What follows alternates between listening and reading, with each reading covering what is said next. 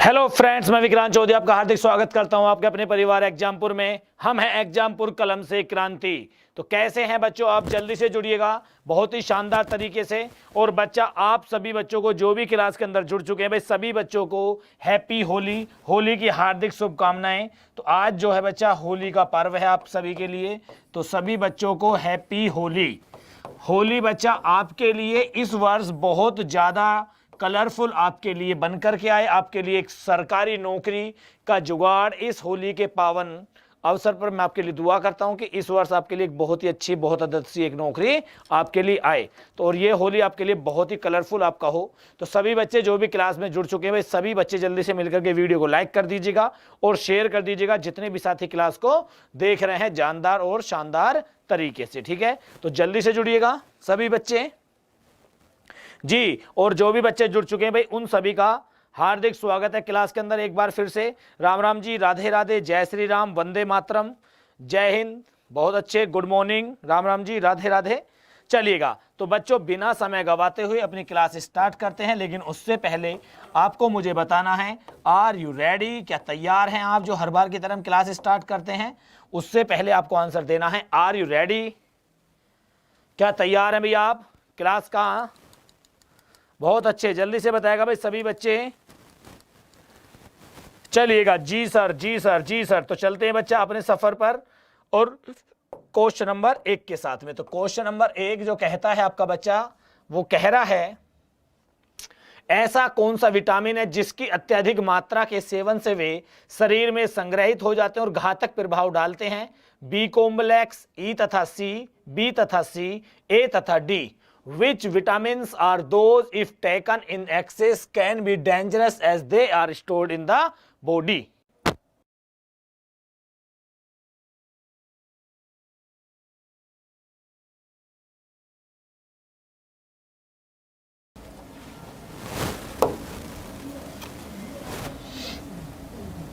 चलिएगा, जल्दी से आंसर दीजिएगा बच्चा, क्या होगा? ऐसा कौन सा विटामिन है जिसकी अत्यधिक मात्रा के सेवन से शरीर में वे संग्रहित हो जाते हैं और घातक प्रभाव डालते हैं? तो बताइएगा जल्दी से, कौन से होते हैं ऐसे? बहुत अच्छे। चलिएगा, तो बच्चों इसमें जो आंसर होगा वो आपका आंसर होगा डी आंसर, ए तथा डी। बच्चों आपको मैंने कई बार बताया है, vitamin A, vitamin D, vitamin E और विटामिन के, ये कैसे विटामिन होते हैं? आपके फैट सोल्यूबल आपके होते हैं। कैसे होते हैं? फैट सोल्यूबल, जो आपके फैट में आसानी से घुल जाते हैं। जबकि विटामिन बी और विटामिन सी जो होते हैं ये आपके वाटर सोल्यूबल होते हैं। कैसे होते हैं? वाटर सोल्यूबल आपके होते हैं, जो जल में घुल जाते हैं। तो बच्चों बी और सी का तो मतलब नहीं, शरीर में कौन से घुलेंगे? जो आपके फैट सोल्यूबल होंगे। तो इस हिसाब से बच्चा विटामिन ए और विटामिन डी जो होंगे ये शरीर में संग्रहित होकर के शरीर को नुकसान पहुंचा सकते हैं। समझ में आ गया? चलिएगा, इसके बाद चलेंगे भाई क्वेश्चन नंबर 2 पर। जल्दी से जो भी साथी क्लास के अंदर नए जुड़े हुए सब मिलकर के जल्दी से वीडियो को लाइक कर दीजिएगा और शेयर कर दीजिएगा। क्वेश्चन नंबर 2 आपका क्या कह रहा है, देखिएगा। क्वेश्चन नंबर 2 कह रहा है आपका, preservation of historical articles is done in science of. ऐतिहासिक लेखों का संरक्षण विज्ञान की किस शाखा के अंतर्गत आता है? प्रतिमा विज्ञान, न्यूमिस्मेटिक, म्यूजियोलॉजी या बच्चों आपका एपिग्राफी। जल्दी से बताएगा, ऐतिहासिक लेखों का संरक्षण विज्ञान की किस शाखा के अंतर्गत किया जाता है? शानदार तरीके से आंसर दीजिएगा। और जितने भी साथी क्लास के अंदर अभी नए जुड़े हों सब मिलकर के जल्दी से वीडियो को लाइक कर दीजिएगा, शेयर करिएगा जल्दी से, जानदार और शानदार तरीके से। चलिएगा, जल्दी से आंसर दीजिएगा बच्चा, ऐतिहासिक लेखों का संरक्षण विज्ञान की किस शाखा के अंतर्गत आता है? प्रतिमा विज्ञान, मुद्रा शास्त्र, म्यूजियोलॉजी या एपिग्राफी? जल्दी से आंसर दीजिएगा। चलिएगा, तो बच्चा इस क्वेश्चन का जो आंसर बनेगा वो आपका सी आंसर बिल्कुल सही बन जाता है। क्यों बच्चा? म्यूजियोलॉजी क्या है आपका? दरअसल 2 वर्डों से आपका बना हुआ, म्यूजियम प्लस के लॉजी। और लॉजी बच्चा आप जानते हैं कि लॉजी जो वर्ड आता है ये आपका कहां से लिया जाता है? लोगोस से, जिसका मतलब क्या होता है? आपका अध्ययन कहलाता है। क्या कहलाता है? अध्ययन। और म्यूजियम को हम सब जानते हैं बच्चा क्या होता है? संग्रहालय आपका होता ही है। क्या होता है, संग्रहालय, यानी कि जहां पर आपकी ऐतिहासिक चीजों को संग्रहवा कर रखा जाता है, संग्रह करके, तो उस स्थान को बोला जाता है संग्रहालय। तो संग्रहालयों का जो अध्ययन किया जाता है बच्चा, वो किया जाता है आपका म्यूजियोलॉजी में, यानी कि क्वेश्चन नंबर 2 का सही आंसर बन गया आपका सी आंसर बच्चों। ठीक है, बहुत शानदार तरीके से आपने आंसर दिया है इसका। चलिएगा क्वेश्चन नंबर 3 पर चलते हैं भाई जल्दी से। चलिएगा क्वेश्चन नंबर 3 थोड़ा सा धुंधला दिखाई दे रहा होगा, लेकिन मैं बता दूंगा, समझ में आ जाएगा पूरे अच्छे तरीके से। What is myrmecology? मिमिकोलॉजी क्या होता है बच्चा? मकड़ियों का अध्ययन, चींटियों का अध्ययन, मधुमक्खियों का अध्ययन, या मधुमक्खियों का अध्ययन या मकड़ियों का अध्ययन। Study of flies, study of ants, study of bees, या स्टडी ऑफ स्पाइडर्स। बताएगा व्हाट इज मिमिकोलॉजी? मिमिकोलॉजी क्या है? जल्दी से आंसर दीजिएगा भाई सभी बच्चे, शानदार जानदार तरीके से। किसका अध्ययन आपका किया जाएगा? क्वेश्चन नंबर 3 है आपका, क्वेश्चन नंबर 3। जल्दी से आंसर दीजिएगा भाई, शानदार तरीके से, जानदार तरीके से। चलिएगा, तो बच्चों मिमिकोलॉजी में जो अध्ययन किया जाता है वो आपका किसका किया जाता है? आपका स्टडी ऑफ स्पाइडर्स, बिल्कुल सही। और बाकी वैसे बच्चा आपका एंटोमोलॉजी आपका होता है, क्या होता है?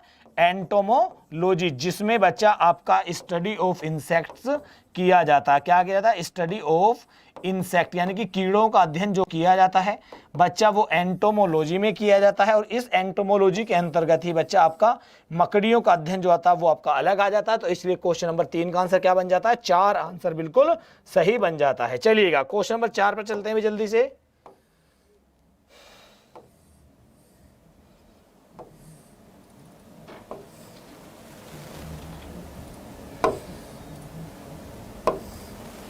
चलिएगा क्वेश्चन नंबर 4 क्या कहता है आपका? The surface tension of water on adding detergent to it. क्या आपका प्रभाव पड़ता है? इंक्रीज बढ़ जाता है, डिक्रीज घट जाता है, नो चेंज कोई परिवर्तन नहीं होता, बिकम्स जीरो यानी कि शून्य हो जाता है। The surface tension of water on adding detergent to it. पानी का पृष्ठ तनाव अपमार्जक मिलाने पर क्या हो जाता है? इंक्रीजेज यानी कि बढ़ जाता है, डिक्रीजेज यानी कि घट जाता है, नो चेंज यानी कि कोई परिवर्तन नहीं होता, बिकम्स जीरो यानी कि शून्य हो जाता है। जल्दी से बताएगा बच्चों जल्दी से। और जितने भी साथी अभी क्लास को देख रहे हैं भाई, सब मिलकर के जल्दी से वीडियो को लाइक करिएगा, शेयर करिएगा। और जिसने भी अभी तक एग्जाम्पुर चैनल को सब्सक्राइब नहीं किया, एग्जाम्पुर चैनल को जल्दी से सब्सक्राइब करके 5 मिलियन पर पहुंचाएगा जल्दी से। और बच्चों आपके लिए खुशखबरी, एक बहुत अच्छी बात, हमारी एंड्रॉइड ऐप दोबारा से अपडेट होकर के आ गई है, एग्जाम्पुर ऑफिशियल एंड्रॉइड ऐप के नाम से बच्चों, जिसमें भी आपको बहुत शानदार मॉक टेस्ट, प्रीवियस टेस्ट या करंट अफेयर्स की पीडीएफ या मॉक टेस्ट आपको चाहिए तो जल्दी से डाउनलोड कर लीजिएगा। और इसे भी जल्दी से आपका 3 मिलियन का बनाएगा जल्दी से आपकी अपनी प्यारी एग्जाम्पुर ऐप को। जिस प्रकार से आपने एग्जाम्पुर चैनल को प्यार दिया, इसी प्रकार से एग्जाम्पुर ऑफिशियल ऐप को दीजिएगा बच्चों, बहुत ही शानदार तरीके से। चलिएगा, तो बच्चा इसमें क्या होगा आपका? डी आंसर, यानी कि घट जाता है। क्या होता है? घट जाता है बच्चा। डोबी आपका डिटर्जेंट होता है, इसके मिलाने से जब इसका पानी घट जाता है तो डिटर्जेंट जो होता है वो आपका बहुत नीचे तक पहुंच जाता है और कपड़ों की आसानी से धुलाई हो जाती है। क्या हो जाती है? कपड़ों की आसानी से धुलाई हो जाती है। ठीक है, तो इसका सही आंसर क्या है? 2 आंसर बिल्कुल सही है क्वेश्चन नंबर 4 का। चलिएगा, इसके बाद चलेंगे भाई क्वेश्चन नंबर 5 पर।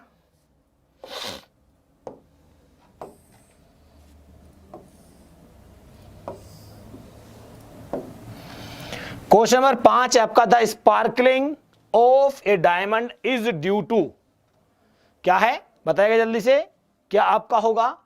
The sparkling of a diamond is due to, हीरे की चमक का कारण क्या है?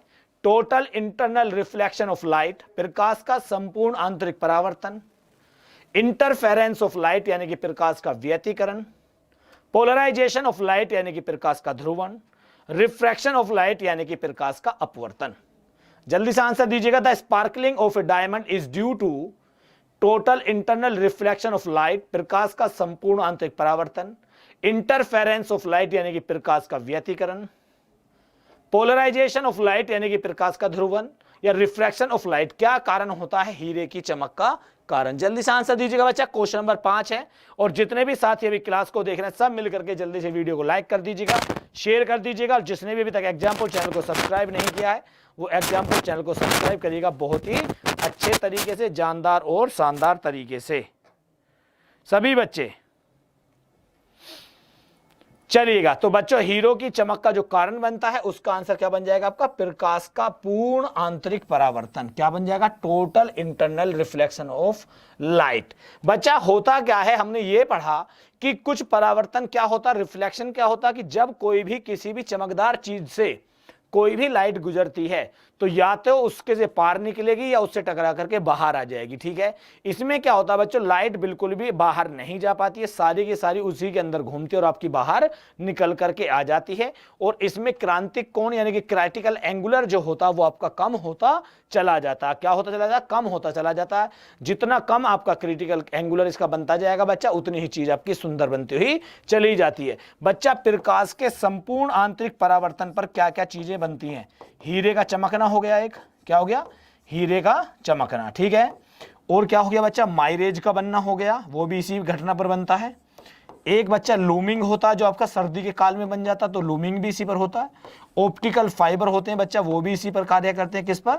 Optical fibre. ठीक है, तो ये सब चीजें आपके प्रकाश के पूर्ण आंतरिक परावर्तन पर कार्य करती हैं। चाहो तो आप इसमें एंडोस्कोपी भी लिख सकते हैं बच्चा, एंडोस्कोपी में भी आपका यही कार्य आपका होता है। ठीक है, समझ में आया?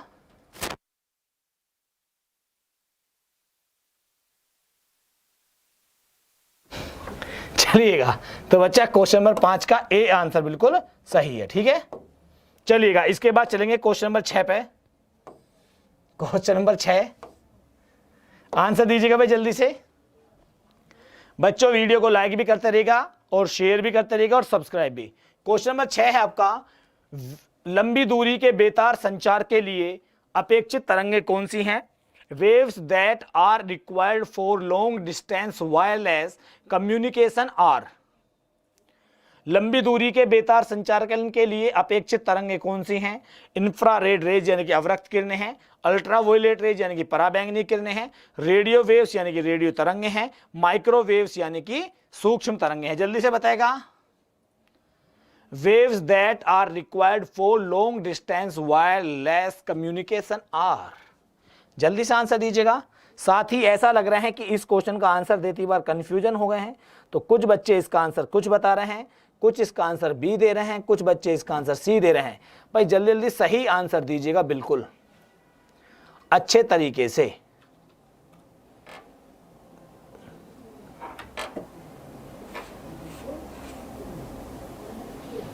बहुत अच्छे, शानदार जानदार आंसर आप लोग देते हुए।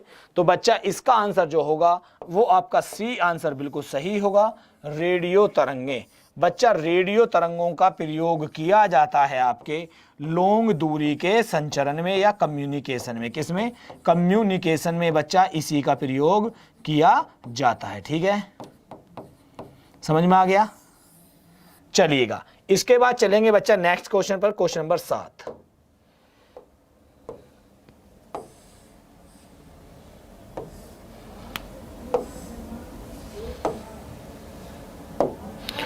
क्वेश्चन नंबर 7 है बच्चा आपका, 4 स्ट्रोक पेट्रोल इंजन निम्नलिखित में से किस पर आधारित होता है?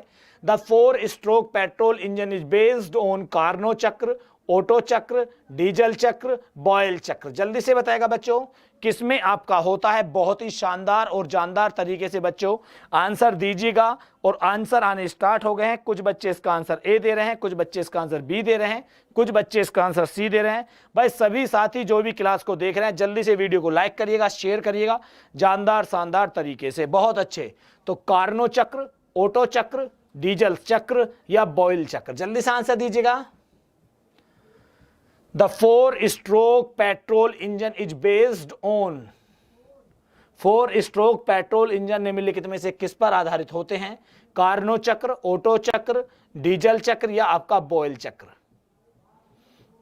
बहुत अच्छे, तो कुछ बच्चों ने इसका आंसर दिया है ए, किसी ने आंसर दिया बी। चलिएगा जल्दी जल्दी आंसर दीजिएगा भाई सभी बच्चे शानदार तरीके से। क्वेश्चन नंबर 7 है आपका। चलिएगा, तो इसका जो आंसर बच्चा आपका होने वाला है वो आंसर होगा आपका बी, ओटो चक्र। क्या होगा? ओटो चक्र बच्चा।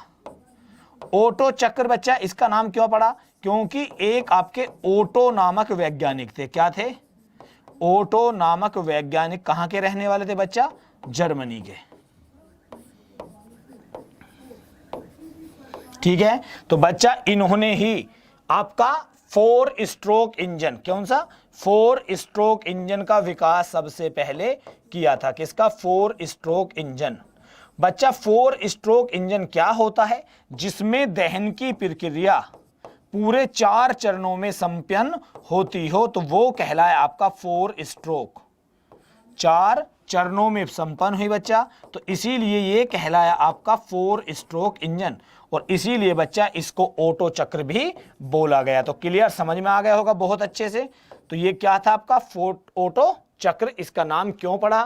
क्वेश्चन नंबर 7 का आंसर जो बन जाता है बी आंसर बिल्कुल सही बन जाता है। भाई जल्दी से सभी साथी क्लास को, वीडियो को लाइक करिएगा, शेयर करिएगा, बहुत ही अच्छे से चलिएगा। इसके बाद नेक्स्ट क्वेश्चन पर चलेंगे भाई। Question number 8। क्वेश्चन नंबर 8 देखिएगा। The BOD values of water indicate the, जल के बीओडी मान बताते हैं क्या?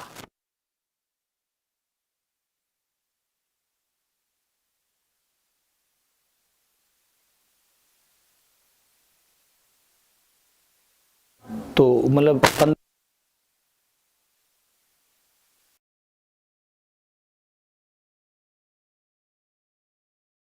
चलिएगा, बताएगा कार्बनिक कचरे की मात्रा, जैव रासायनिक ऑक्सीकरण के लिए प्रयुक्त ऑक्सीजन की मात्रा, जैव रासायनिक अपचयन के लिए प्रयुक्त ऑक्सीजन की मात्रा, जैव रासायनिक ऑक्सीकरण के लिए प्रयुक्त ओजोन की मात्रा।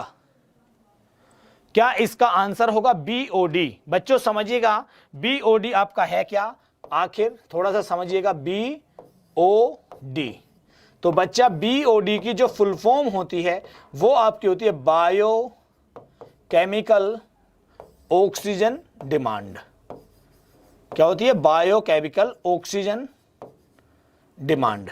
ये आपकी इसकी फुल फॉर्म होती है। यानी कि बच्चा जल में घुली हुई ऑक्सीजन की मात्रा, तो वो कहलाती है आपकी बीओडी। तो इसका 2 आंसर बिल्कुल सही होगा। अब बच्चा क्या होता है ये बताया जाता है, यदि जल में आपकी 8% मिलीलीटर प्रति लीटर से आपकी कम घुली हुई है बीओडी की मात्रा। किसकी मात्रा? इसकी मात्रा यदि 8 से कम है तो जल आपका प्रदूषण की श्रेणी में रखा जाएगा। क्लियर? अगर बच्चा 4 से कम है, किससे कम है? 4 से कम। 4 कितना बच्चा? ml प्रति लीटर, तो आपका जल को अत्यंत प्रदूषण की सूची में रखा जाएगा। किसकी सूची में? अत्यंत प्रदूषण की सूची में इसको रखेंगे। तो इस हिसाब से बच्चा इसका 2 आंसर बिल्कुल सही बन जाता है क्वेश्चन नंबर 8 का। ठीक है, चलिएगा इसके बाद चलेंगे भाई क्वेश्चन नंबर 9 पर। जल्दी से आंसर दीजिएगा।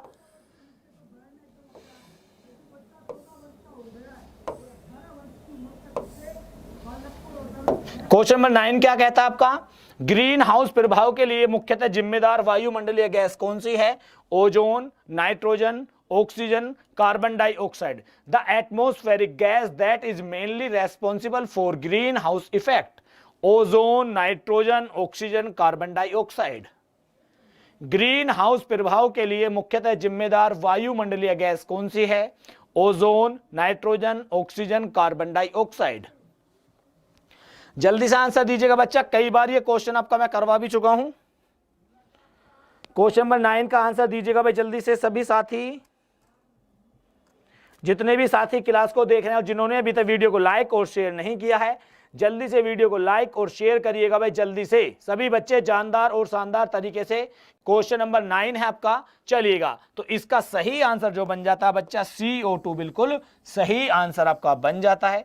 ग्रीन हाउस गैस इफेक्ट बच्चा, यानी कि जो आपका वायुमंडलीय के लिए आपका उत्पन्न होता है, तो इसके लिए बच्चा जो सबसे ज्यादा मात्रा जिसकी आपकी जरूरत होती है या जिसके कारण बढ़ता, वो होती है आपकी जलवाष्प या वाटर वेपर। जिसको हम कहते हैं बच्चा किसके कारण आपका ग्रीन हाउस गैस की सबसे ज्यादा मात्रा बढ़ती है, तो वो आपका जल वाष्प होता है, लगभग 64% आपका बढ़ाता है। अगर गैसों में बात करी जाए CO2 आपकी होती है लगभग 22 या 24% के आसपास CO2 की मात्रा होती है। ये क्या होती है बच्चा, आपके आसपास के वातावरण को या आसपास के वायुमंडल के तापमान को बहुत ज्यादा मात्रा में बढ़ा देती हैं। ठीक है, तो इसका सही आंसर क्या बन जाता है, 4 आंसर बिल्कुल सही बन जाता है। चलिएगा इसके बाद क्वेश्चन नंबर 10 पर चलेंगे भाई।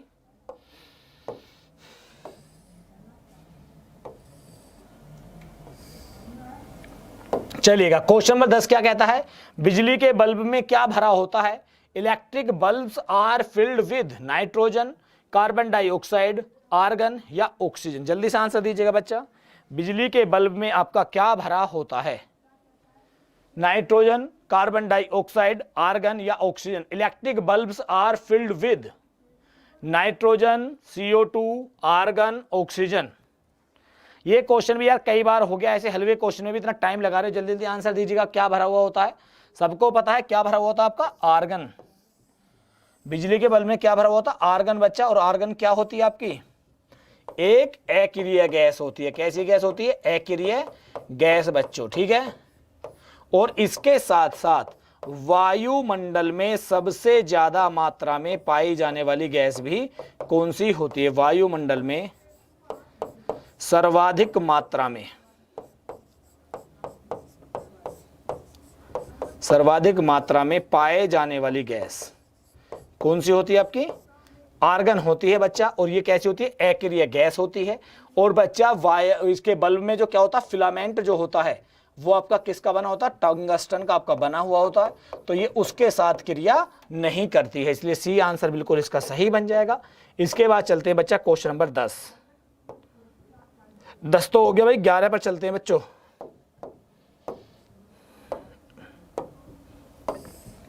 Question number 11,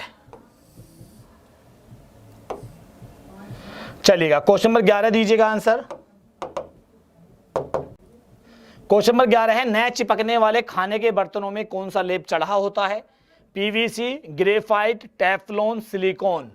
non stick kitchen wares are coated with. नए चिपकने वाले खाने के बर्तनों में कौन सा लेप चढ़ा होता है। PVC होता है, ग्रेफाइट होता है, टेफ्लॉन होता है, सिलिकॉन होता है। जल्दी से आंसर दीजिएगा बच्चों, शानदार जानदार तरीके से, बहुत अच्छे। जल्दी से आंसर दीजिएगा भाई सभी बच्चे। Non stick kitchen wares are coated with. नए चिपकने वाले खाने के बर्तनों में कौन सा लेप चढ़ा होता है। PVC, graphite, Teflon, silicon. बहुत अच्छे, शानदार जानदार आप आंसर देते हुए बच्चा। क्वेश्चन नंबर 11 है और इसका जो सही आंसर होगा वो क्या होगा आपका बच्चों, सी आंसर, यानी कि टेफ्लॉन की कोटिंग आपकी की जाती है। किसकी, टेफ्लॉन। टेफ्लॉन की कोटिंग होती है बच्चा नए चिपकने वाले बर्तनों पर। ठीक है, और इन्हें विशेष प्रकार के बर्तन बोला जाता, क्या बोला जाता है इनको, नॉन स्टिकी, नॉन स्टिकी बर्तन इनको बोला जाता है। ठीक है, तो इसका सही आंसर क्या बन जाता है बच्चों, आपका सी आंसर आपका बन जाता है क्वेश्चन नंबर 11। इसके बाद क्वेश्चन नंबर 12 पर चलते हैं जल्दी से। क्वेश्चन नंबर 12 कह रहा है जी, एक सर्वग्राही का ब्लड ग्रुप क्या होता है। A universal recipient has the blood group B, AB, A और O। जल्दी से आंसर दीजिएगा बच्चों, क्या होगा। शानदार तरीके से और जानदार तरीके से जितने भी साथी अभी क्लास को देख रहे हो, जिन्होंने भी अभी तक वीडियो को लाइक और शेयर नहीं किया है, वो जल्दी से वीडियो को लाइक करिएगा, शेयर करिएगा जानदार और शानदार तरीके से। जल्दी से आंसर दीजिएगा बच्चों सभी बच्चे। एक सर्वग्राही का ब्लड ग्रुप क्या होता है। A universal recipient has the blood group B, AB, A, O। बहुत अच्छे, शानदार। चलिएगा बच्चों, बहुत अच्छे आंसर आप दे रहे हैं भाई, जल्दी जल्दी आंसर दीजिएगा। तो बच्चों सर्वग्राही जो होगा वो आपका होगा, सर्वग्राही जो होगा बच्चा वो कौन सा होगा आपका, A, B होगा। और O जो होगा बच्चा ये आपका क्या बन जाएगा, सर्वदाता बन जाता है। ठीक है, ये आपका सर्वदाता हो गया O, ये क्या बन गया आपका, सर्वग्राही बन गया। यानी कि जब ब्लड आपका होगा तो बच्चा AB तो सभी का आपका यूज कर लेगा और O जो है वो आपको सबको रक्त दे सकता है। ठीक है, समझ में आ गया। चलिएगा इसके बाद क्वेश्चन नंबर 13 पर चलते हैं भाई बहुत जल्दी से। क्वेश्चन नंबर 13,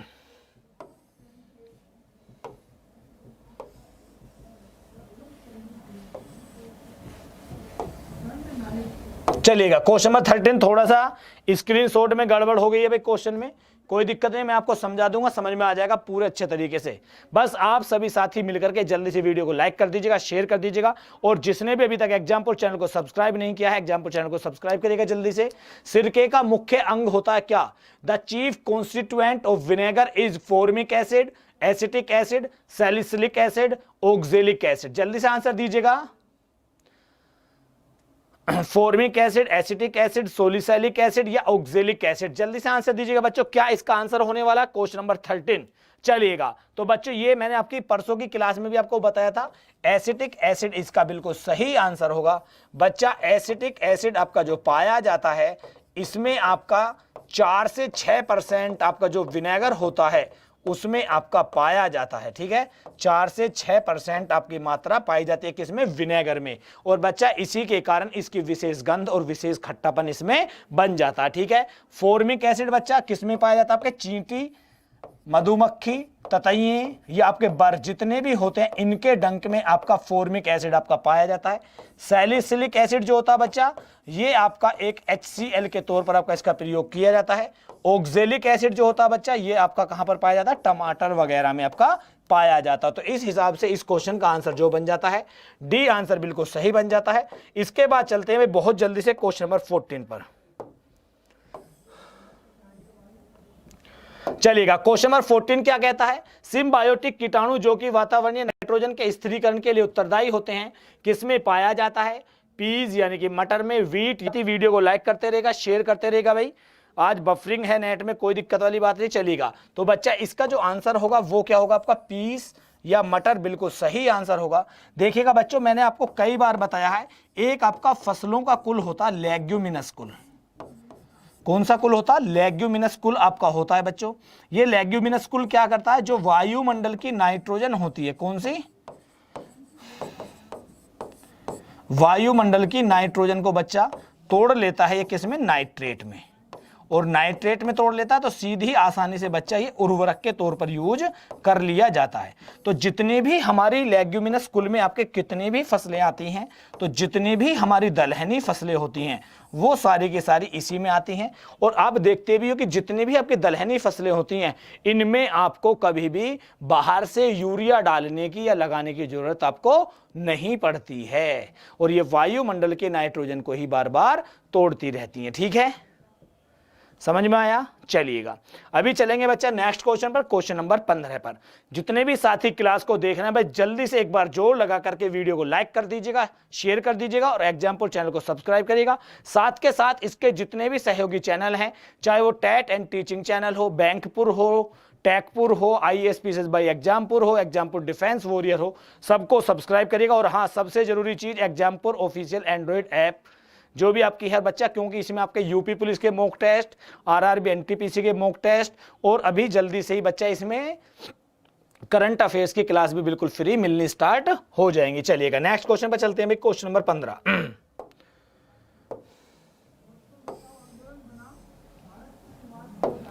क्वेश्चन नंबर 15 क्या कहता है? मुख्यतः पश्चिमी देशों में जो बच्चे सूर्य की धूप कम प्राप्त कर पाते हैं, वे किससे ग्रसित होते हैं? रिकेटस से, एलर्जी से, स्कर्वी से, क्वाशरकोर से?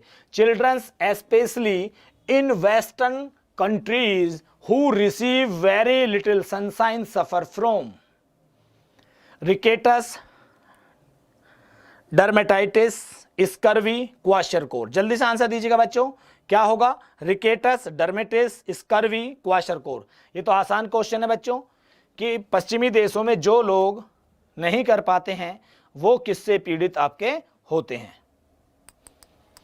जल्दी से आंसर दीजिएगा बच्चों, सबको पता है विटामिन डी आप मान लीजिएगा एक प्रकार का, क्योंकि धूप का उत्तम स्रोत क्या होता है बच्चा? विटामिन डी आपका होता है। और विटामिन डी आपका किससे प्राप्त होता है? सूर्य की रोशनी से बच्चा। अब जहां पर आपका सूर्य की रोशनी नहीं मिल पा रही है, तो वहां पर बच्चे के अंदर कौन सा रोग हो जाएगा? रिकेटस हो जाएगा, या सूखा रोग इसको हम कहते हैं बच्चा। क्या कहते हैं? विटामिन डी को सूखा रोग या रिकेटस, ये बच्चे को रोग आपका हो जाएगा। और बच्चा इसकी कमी से वयस्क के अंदर कौन सा रोग हो जाता है? तो वयस्क के अंदर रोग हो जाता है आपका ओस्टियोमलेशिया। क्या रोग हो जाता है वयस्क के अंदर?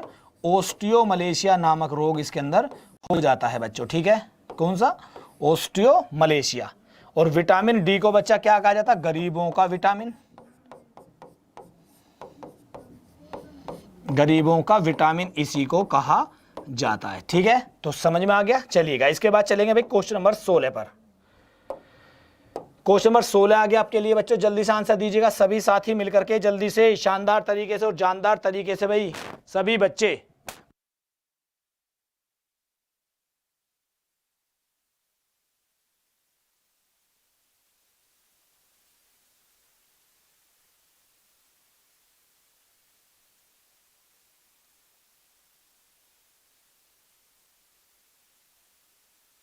चलिएगा, क्वेश्चन नंबर 16 आपका है, बीसीजी का टीका किससे संरक्षण के लिए होता है? BCG is vaccine meant for protection against which of the following diseases. BCG का टीका किससे संरक्षण के लिए होता है? मम्प्स यानी कि गलफड़े, ट्यूबरक्लोसिस यानी कि क्षय रोग, लेप्रोसी यानी कि कुष्ठ रोग, टिटनेस यानी कि टिटनेस। जल्दी से आंसर दीजिएगा बच्चा, बीसीजी का टीका किसके संरक्षण के लिए आपका होता है? सभी बच्चे शानदार तरीके से और जानदार तरीके से आंसर देंगे। और जिसने भी अभी तक, साथी ने अभी तक सब्सक्राइब चैनल को नहीं किया है, वो चैनल को सब्सक्राइब कर दें, लाइक शेयर जरूर करेंगे सभी बच्चे। जल्दी से आंसर दीजिएगा बच्चों, क्या इसका आंसर होगा? चलिएगा, तो बच्चों इसका जो आंसर होगा वो क्या होगा आपका? बी आंसर बिल्कुल सही होने वाला है। क्या होगा? बी। बच्चा टीबी जो होता है ये क्या होता है आपका? क्षय रोग होता है। क्या होता है? क्षय रोग इसको हम कहते हैं। बच्चा किससे होता है? जीवाणु से आपका होता है। किससे? जीवाणु। और इसके टीके की खोज जो करी है बच्चा, वो किसने करी है? आपकी रॉबर्ट कोच साहब ने करी थी। किसने? Robert Koch. और बच्चा जो इसकी फुल फॉर्म जो होती है बीसीजी, ये भी कई बार पूछा हुआ है कि बीसीजी के टीके की फुल फॉर्म क्या होती है, तो लिख लीजिएगा बच्चा, बीसीजी के टीके की फुल फॉर्म होती है बेसिलस कैलमेट ग्यूरिन। क्या होती है? Bacillus Calmette Guérin. बच्चा इसकी फुल फॉर्म आपकी बन जाती है बच्चों, बिल्कुल बहुत ही शानदार और जानदार तरीके से, यानी कि बी आंसर बिल्कुल सही इसका बन जाता, ट्यूबरक्लोसिस, ठीक है। बाकी इसके सारे नाम हम कई बार पढ़ चुके हैं, किसके कौन से जीवाणु के कारण होता है ये भी हम पढ़ चुके हैं। इसके बाद चलते हैं भाई क्वेश्चन नंबर 17 पर। क्वेश्चन नंबर 17 कह रहा है आपका, बोने रूप में वृक्षों के संवर्धन को क्या कहते हैं? What is cultivation of trees in dwarf form? Bonsai, ikebana, dwarfism या बच्चा एटियोलोशन। जल्दी से बताएगा। यानी कि बोने पौधों का जो संवर्धन किया जाता है उस वाली इकाई को क्या कहा जाता है? बोनसाई, इकेबाना, ड्वार्फिज्म यानी कि बोनापन, इटियोलोशन यानी कि बच्चा अतिकायकता। जल्दी से आंसर दीजिएगा, क्या आपका इसका आंसर बनने वाला है आपके लिए बहुत ही शानदार और जानदार तरीके से। भाई सभी साथी जल्दी से वीडियो को लाइक करेंगे, शेयर करेंगे, और जितने भी साथी अभी तक एग्जाम्पुर चैनल के साथ में नए जुड़े हैं सब मिलकर के वीडियो को लाइक और शेयर जरूर करेंगे। क्वेश्चन नंबर 17 चलिएगा, तो बच्चा इसका जो सही आंसर बनता है वो आपका ए आंसर बिल्कुल सही बनता, बोनसाई, ठीक है बच्चों। ये क्या होता है? बोने पौधों की एक इकाई होती है बच्चा, इनको आपका बोला जाता है बोनसाई, ठीक है। जो आप देखते हैं कि छोटे छोटे जो आपके बांस के पौधे जो होते हैं उसके बच्चा आज के तौर पर गिफ्ट के तौर पर भी दिए जाते हैं, और इन्हें आपका बच्चा आपका किसके कारण? घरेलू शक्तियों के लिए बच्चा इनको अच्छा माना जाता है, ठीक है। किसके लिए? जो आपकी बाहरी शक्ति जो होती है उन सब के लिए भी बच्चा इनको सही माना जाता है। किसको? बोनसाई को। क्लियर। और बच्चा इसमें जो एक ऑप्शन दे रखा बी, इकेबाना, मैं आपको बता दूं इकेबाना क्या है बच्चों। इकेबाना एक आपकी जापान की चित्रकला कला शैली है। कैसी है? जापान की चित्रकला कला शैली, ठीक है। कहां की? जापान की, ठीक है। समझ में आ गया बच्चों, बहुत ही शानदार तरीके से। तो इसका सही आंसर क्या था आपका? ए आंसर बिल्कुल सही था। इसके बाद चलेंगे भाई क्वेश्चन नंबर 18 पर। क्वेश्चन नंबर 18 लगाइएगा जल्दी से। आ गया भाई, जल्दी से आंसर दीजिएगा बच्चा। मानव में सबसे बड़ा अंग कौन सा होता है? स्किन, बड़ी आंत, छोटी आंत, यकृत। Which is the largest organ in human beings? Skin, small intestine, large intestine या यकृत? बहुत अच्छे, शानदार आंसर आपने दिया है बच्चों, बहुत ही अच्छा। कुछ बच्चों ने इसका आंसर ए दिया है, कुछ बच्चे कंफ्यूज हो गए, इसका आंसर देती बार डी में। जल्दी से आंसर दीजिएगा भाई सभी बच्चे। क्वेश्चन नंबर 18 है ये आपका। सभी साथी जितने भी क्लास को देख रहे हैं, जिन्होंने अभी तक वीडियो को लाइक और शेयर नहीं किया है, वो जल्दी से वीडियो को लाइक करिएगा और शेयर करिएगा भाई। क्या इसका आंसर होने वाला? स्किन, स्मॉल इंटेस्टाइन या आपकी छोटी आंत या लीवर? जल्दी से आंसर दीजिएगा बच्चों। चलिएगा, तो मैं बच्चों बता दूं, इसका जो सही आंसर होगा वो आपका स्किन ही आंसर आपका सही होगा बच्चा, स्किन। क्योंकि स्किन को भी बच्चा अगर एक त्वचा माना गया है, त्वचा को क्या माना गया? एक आपका अंग माना गया है। ये क्या करती है बच्चा? जल भेदी बनाती है, शरीर को क्या बनाती है? जल भेदी, यानी कि जल को पार आपका आसानी से नहीं होने देती है। और इसका एरिया अगर माना जाए तो 21 स्क्वायर फीट का एरिया ये पूरे मानव शरीर को घेरती है। कितना? 21 स्क्वायर फीट का एरिया पूरा घेरती है। बड़ी आंत बच्चा, जिसकी लेंथ होती है आपकी 5 से 6 फीट, लेकिन इसका डायामीटर जो होता है वो कितना होता है? 5 सेंटीमीटर के आसपास होता है।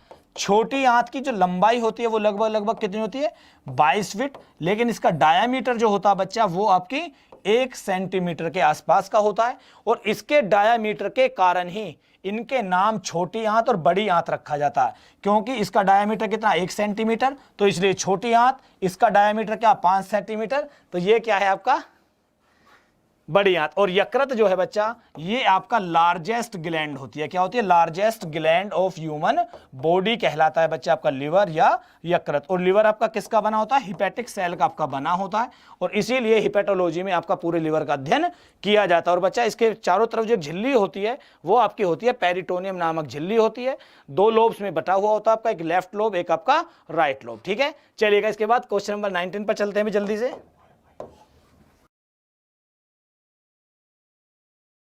क्वेश्चन नंबर 19 आपका, जल्दी से आंसर दीजिएगा। नेटवर्क में संक्षिप्त संदेश जो एक स्टेशन से दूसरे स्टेशन को जाता है क्या कहलाता है? टोकन, बाइट, वर्ड या रिंग? जल्दी से आंसर दीजिएगा भाई इसका। कितना टाइम हो गया?